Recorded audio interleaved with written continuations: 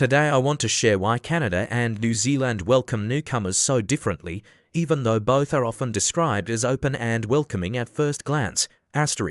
Arrival rituals often reveal more about a society than its slogans.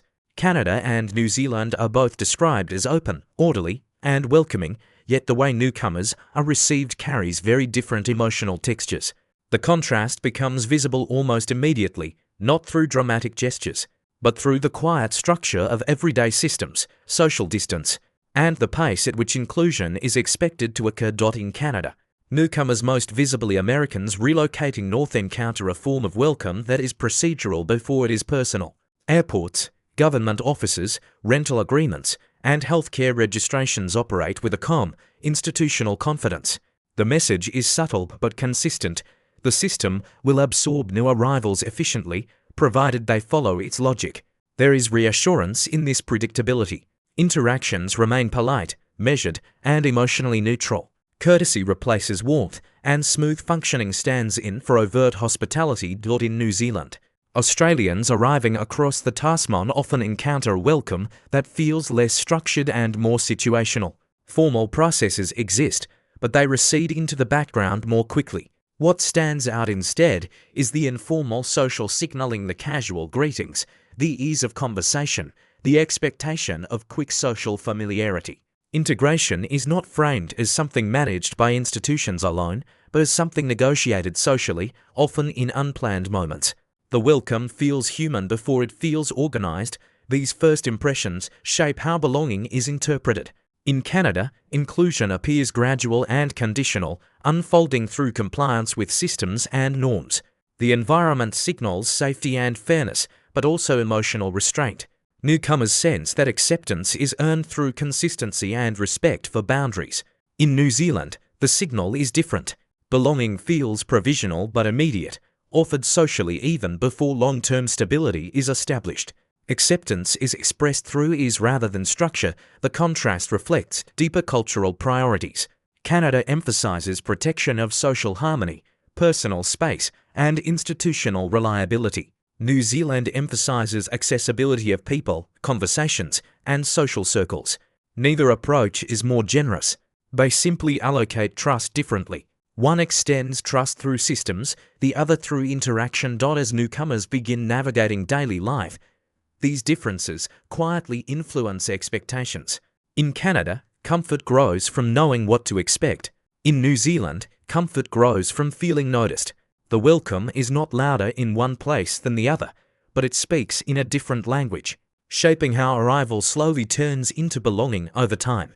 These differing welcomes begin to shape how newcomers interpret everyday interactions. In Canada, Americans often notice that friendliness rarely escalates into familiarity without time.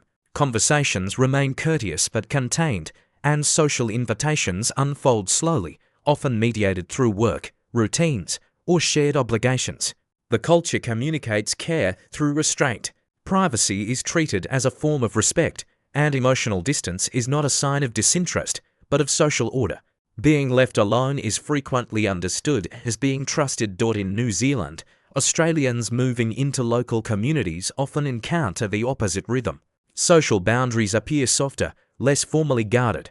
Casual conversations extend more easily, humor enters interactions earlier, and small talk transitions into personal topics with less hesitation.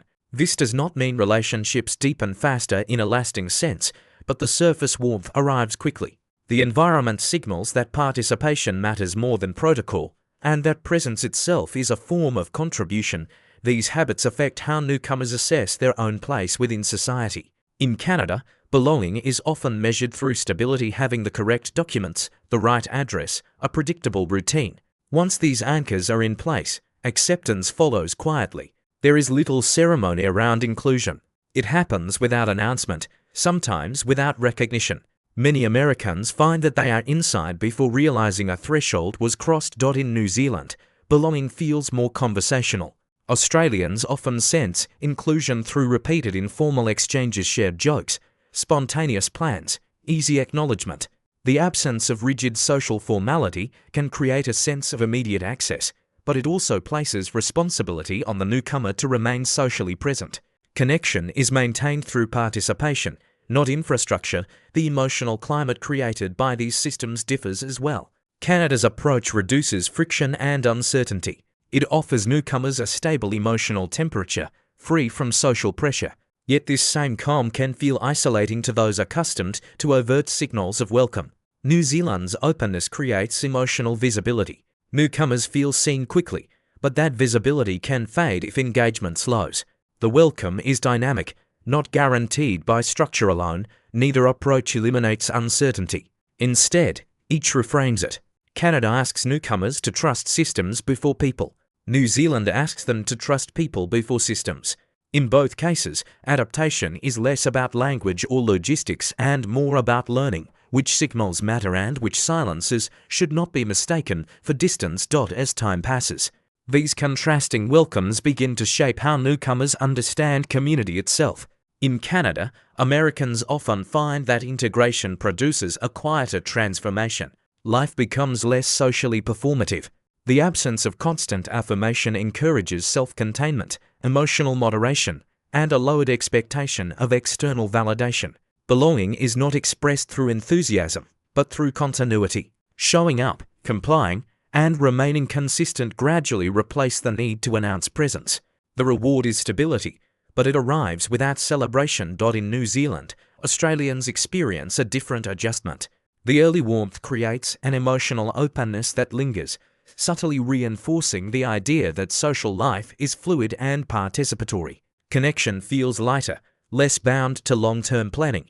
However, this also introduces a quiet fragility. Relationships depend on ongoing interaction, and social ease must be continually renewed. Belonging feels alive, but not fixed. It is sustained through rhythm rather than permanence. These cultural patterns influence how newcomers interpret safety and comfort. Canada offers psychological security through predictability. Systems buffer individuals from uncertainty, reducing emotional exposure. New Zealand offers social comfort through immediacy, reducing distance between people but increasing reliance on personal engagement. One culture lowers risk by slowing connection. The other accepts risk by accelerating it. Over time, newcomers often recognize that neither welcome is inherently warmer or colder. They simply prioritize different forms of trust. Canada trusts frameworks to hold people together. New Zealand trusts interaction to do the same. The result is two distinct emotional landscapes shaped by the same intention, to make space for those arriving. In this contrast, a broader insight emerges. Welcome is not a single gesture, but a cultural language. It can be spoken through quiet efficiency or casual familiarity, through patience or immediacy. And for those crossing borders, learning to read that language becomes part of learning where they are.